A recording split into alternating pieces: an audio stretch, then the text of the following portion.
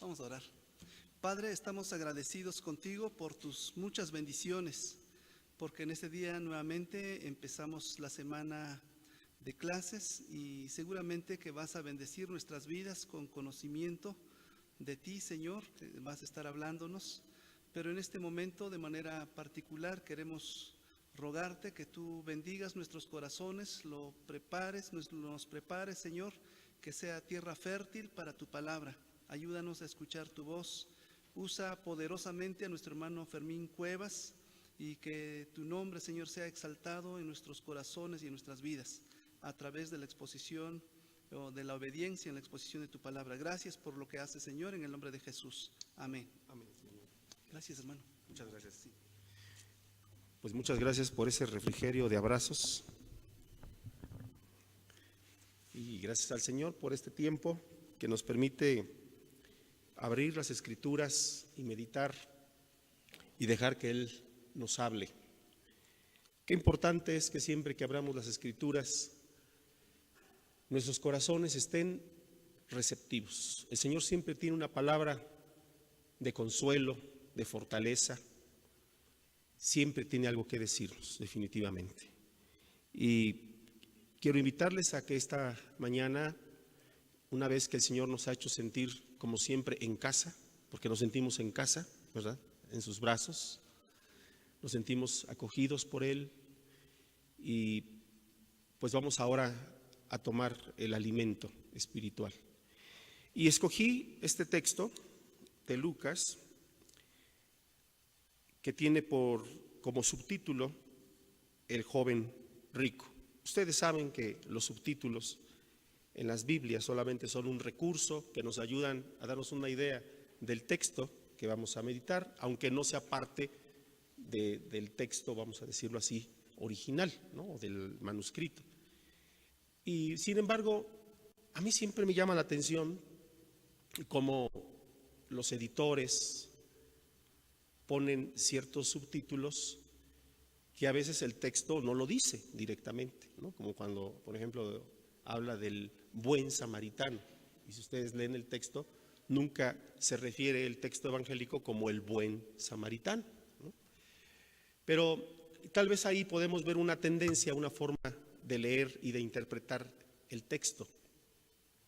Y es el caso el día de hoy, ¿no? Hablando de este varón del cual nos habla la Escritura. Y de entrada nos encontramos con una pregunta en el verso 18 de Lucas, capítulo 18, cuando dice: un dignatario le preguntó diciendo: Maestro bueno, ¿qué haré para heredar la vida eterna? Los evangelios sinópticos, las tres versiones que tenemos, la de Mateo, la de Marcos y la de Lucas, coinciden, palabras más, palabras menos, en la pregunta que hace este joven acerca del qué debo hacer para obtener la vida eterna. Si el texto lo pudiéramos parafrasear y actualizar, podríamos decir que es la pregunta que cualquiera de nosotros haría acerca de qué debemos hacer para obtener. Obviamente, creo que aquí nadie, o no sé, si hubiera alguien, bueno, sería la excepción, pero creo que nadie estaría preguntando qué debo hacer para heredar la vida eterna. ¿Alguien tendría esta pregunta esta mañana? Creo que no. Pero podemos hacernos la pregunta de otra manera, tal vez: ¿qué tengo que hacer para obtener algún bien espiritual? ¿Qué debo hacer para ser mejor cristiano, para ser mejor ministro? ¿Qué debo hacer para desempeñarme mejor? Como que esa tendencia la podemos percibir en general, con otras palabras, en el ámbito de la iglesia, acerca de lo que yo puedo o debo hacer para obtener algo de parte de Dios. Por eso llama la atención que este hombre pregunte, pero más nos sorprende que lo haga en función de la salvación. Pero tal vez nos sorprenda más la manera en que Jesús le responde. Porque dice en la versión de Lucas, ¿por qué me llamas bueno? Y Jesús le dijo, nadie es bueno sino solo Dios. Los mandamientos sabes. Si nosotros por un momento leemos Mateo 19, que es la versión de Mateo, por favor si me acompañan, Mateo 19.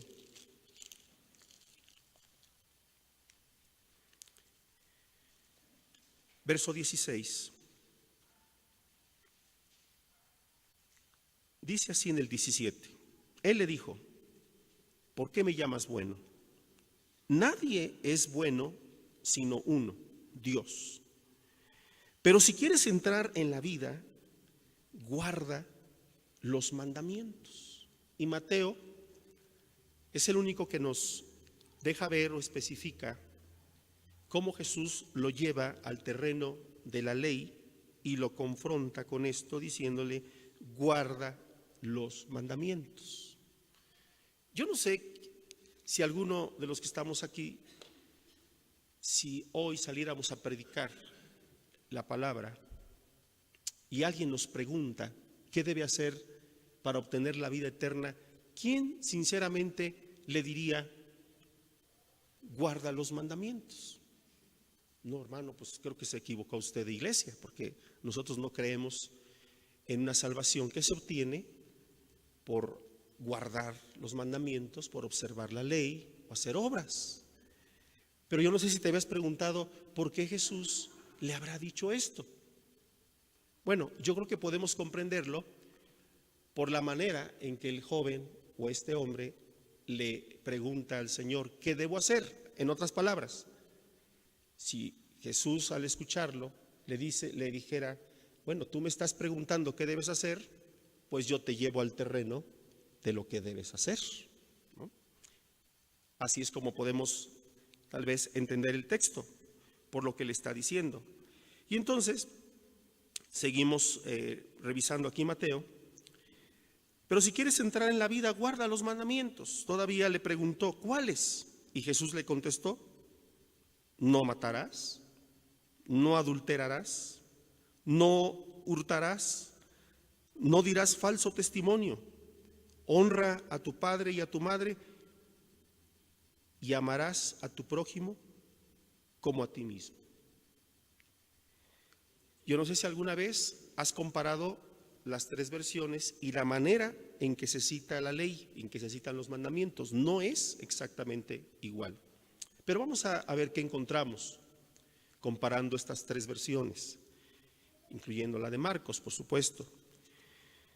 Primero dice el joven, una vez que escucha los mandamientos, todo esto lo he guardado desde mi juventud. Y todavía tiene la osadía de preguntar, ¿qué más me falta? Siguiendo la versión de Mateo, Jesús le dijo, si quieres ser perfecto, anda, vende lo que tienes y dalo a los pobres y tendrás tesoro en el cielo, y ven y sígueme. Vamos a detenernos un momento a reflexionar en esto. El joven tiene la seguridad de poder responder y decir, todo esto lo he guardado desde mi juventud. Extraordinario. De momento no sabemos si miente o se miente a sí mismo y no se da cuenta o qué está sucediendo. Pero vamos a suponer, primero, que efectivamente él está diciendo la verdad. Y al escuchar y al saber acerca de este mandamiento, no matarás, él puede decir, pues nunca he matado. No lo vamos a ver desde la perspectiva del Sermón del Monte, porque ustedes recordarán que Jesús, cuando habla en el llamado Sermón del Monte, él declara, oísteis que fue dicho, mas yo os digo. Y nos lleva a pensar en la profundidad de la ley, en su sentido espiritual, en una interpretación como nadie la había dado, como ningún maestro de la ley la había considerado. Y nos lleva a pensar que incluso, como él mismo lo dice, aquel que se enoja, aquel que insulta a su hermano, ya es culpable.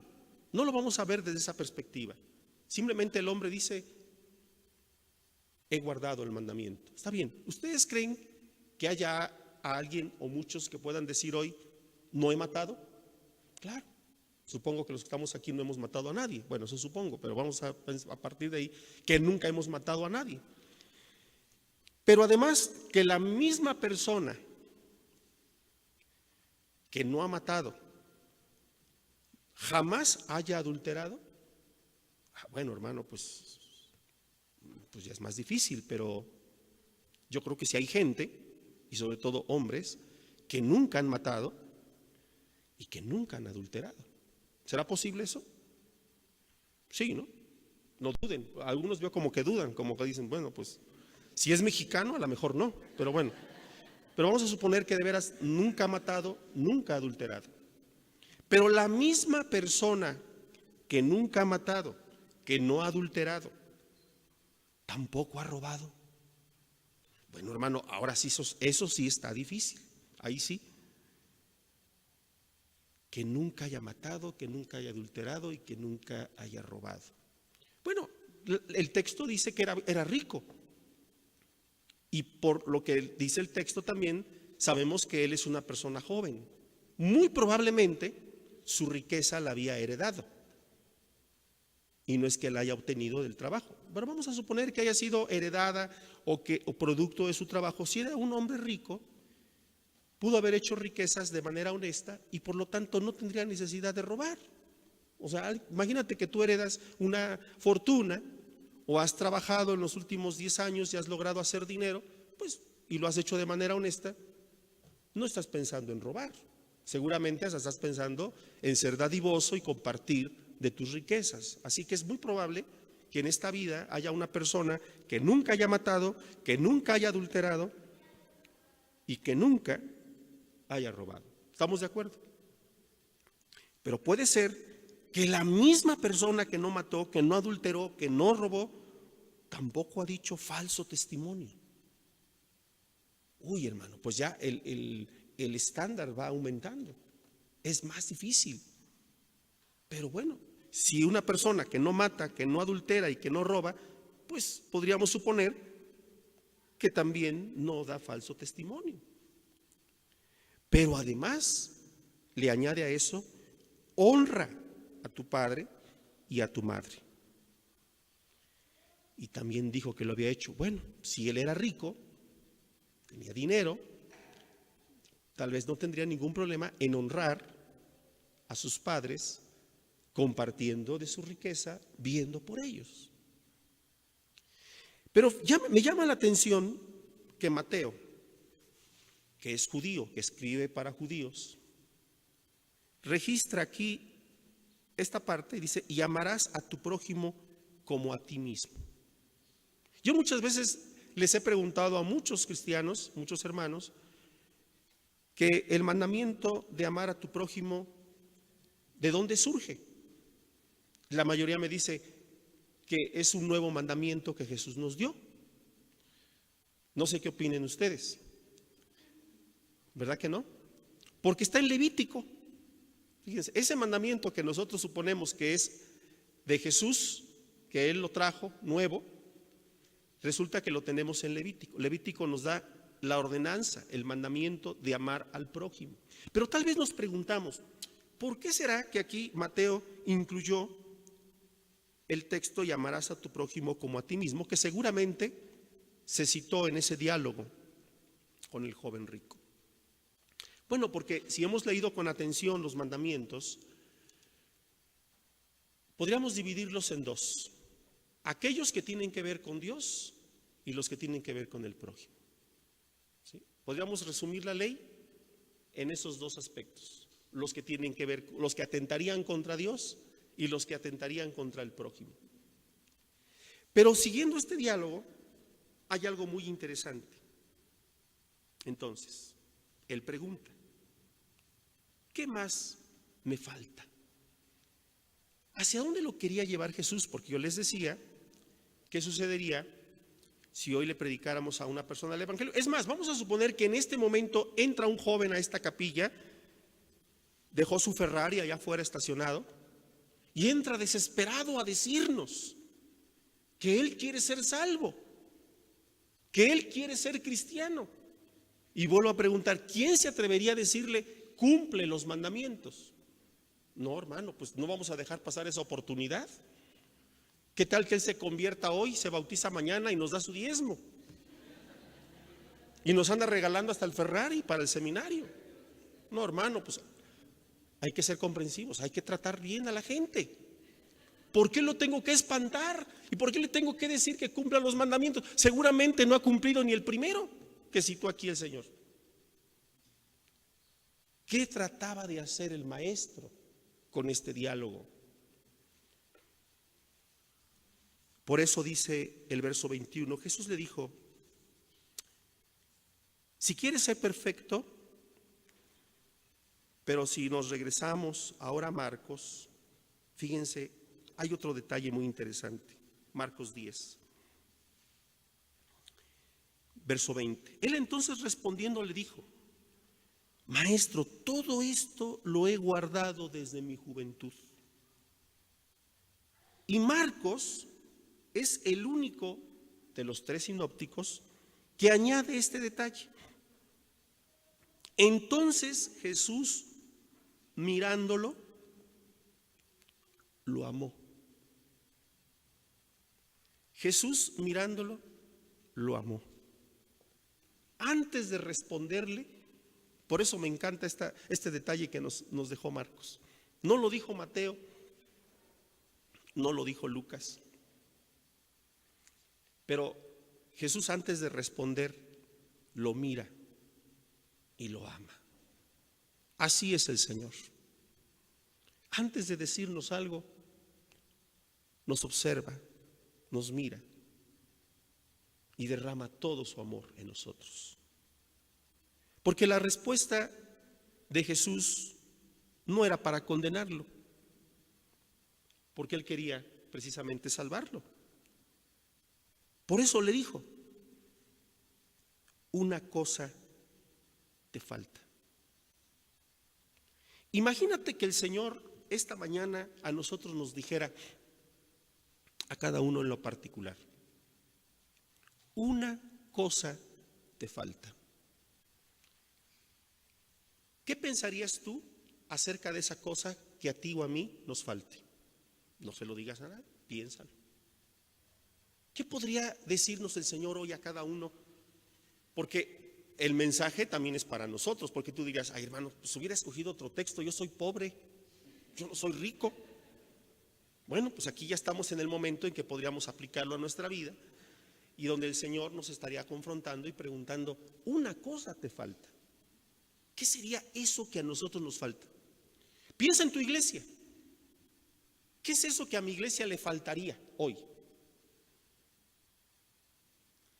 Y que no lo puedo dejar para después.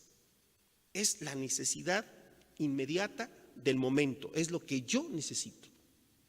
Y sabes, me atrevería a decir que la respuesta, la respuesta que nos aporta el Evangelio es lo que necesitamos hoy y siempre. Me atrevería a decirlo así, porque esto es lo que necesitamos todos y es lo que nos falta a todos en alguna medida.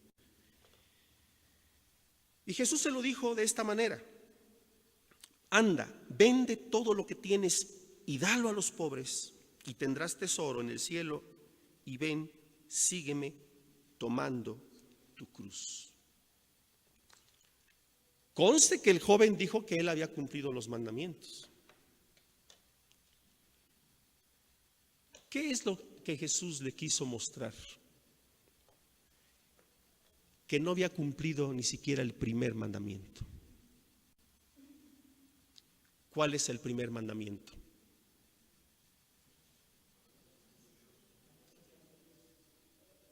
¿No escucho?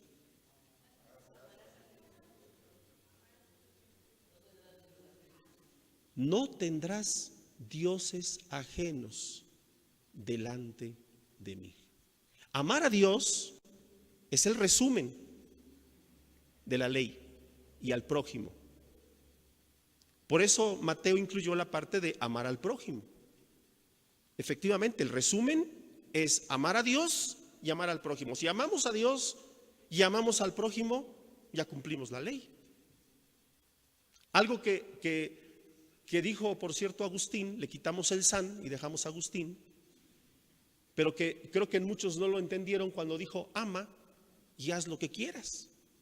Y uno cuando escucha eso dice, ay, voy a amar y voy a hacer lo que yo quiero. Espérate, pero cuando realmente amas a Dios y al prójimo, lo único que vas a procurar es su bien, no su mal. Jesús le estaba demostrando al joven rico que el primer mandamiento no lo había cumplido. Y se lo demostró cuando le dijo, vende todo lo que tienes, repártelo entre los pobres. Y no pudo, porque su Dios era el dinero.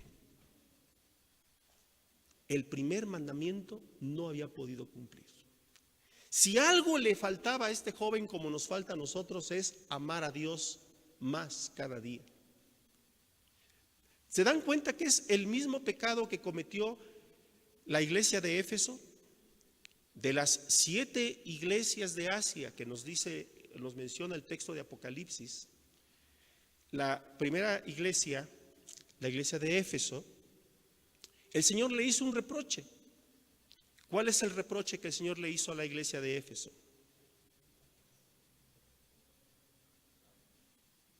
¿Cuál era su problema de la iglesia de Éfeso?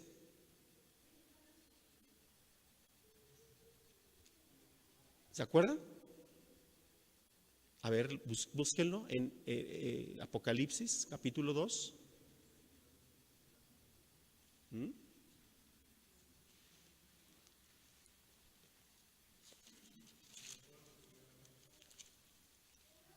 Había dejado su primer amor. ¿Y qué tan grave puede ser eso, hermano? Fíjense, era una iglesia celosa.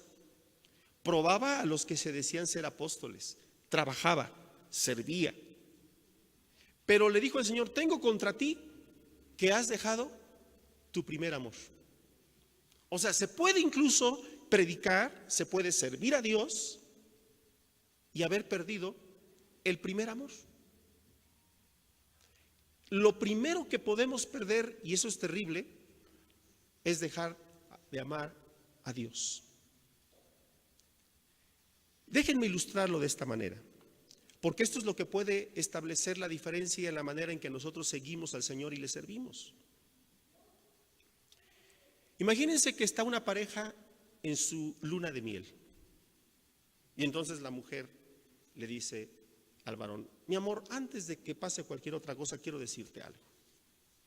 Mira, yo te hice una lista de algunas cosas que te quiero pedir que no hagas. Ay, ya vas a empezar. Bueno, a ver, dime. Pues mira, mi amor, quiero pedirte que por favor, pues no llegues tarde, que no me dejes tu ropa sucia tirada así por toda la casa, que me ayudes a lavar los trastos, que cuando tengamos niños, pues tú me ayudes.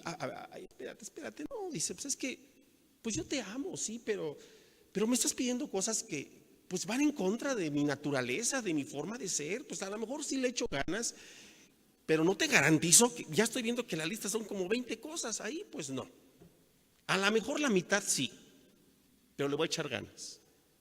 ¿Qué te parece? Y la mujer, que siempre es muy comprensiva, dice, bueno, está bien. Ya el Señor hará su obra, ¿verdad? Pero imagínense que es la misma pareja. Y entonces ella saca una hoja y le dice a su esposo, mi amor, antes de que pase cualquier otra cosa, mira, yo hice esta listita, tengo algunas cosas que por favor te quiero pedir que no hagas. Y entonces él toma la lista, ni siquiera la lee, la rompe y le dice, mira, yo te amo tanto que voy a hacer lo que está en esa lista y más. Mujeres, ¿cuál prefieren, el primero o el segundo? No vayan a decir que el primero, porque entonces me salgo corriendo. ¿Cuál preferirían? Ay, pues el segundo, hermano. Pues como que el primero. Pues el segundo, ese es el príncipe azul. Fíjense que la primera, el primer ejemplo, ilustra lo que sería para muchos su relación con Dios, o sea, su acercamiento a Dios, tanto del impío como del creyente. O sea, es una carga buscar a Dios, servir a Dios. Es el esfuerzo, le voy a echar ganas. Bueno, pues sí, algunas cosas las puedo hacer, otras no. Soy hombre, soy ser humano. Pero cuando nuestra relación está fundamentada en el amor, estamos dispuestos a hacer todo lo que tengamos que hacer por amor a Dios y por amor al prójimo. Esa es la gran diferencia. Y eso también se ve reflejado en nuestro ministerio, en nuestro servicio, en lo que hacemos, hasta en lo más insignificante. Y entonces hoy el Señor tendría que decirnos, ¿qué es lo que te falta? Solo una cosa te falta, y sería amar más a Dios, amarlo más a Él. Todo lo que contribuya a amarlo más y a amarnos más, eso es lo mejor, ¿no creen? Y entonces, tal vez en ese amor algo tengamos que dejar, algo tengamos que poner a un lado, pero vale la pena. Vamos a orar. Señor, tú conoces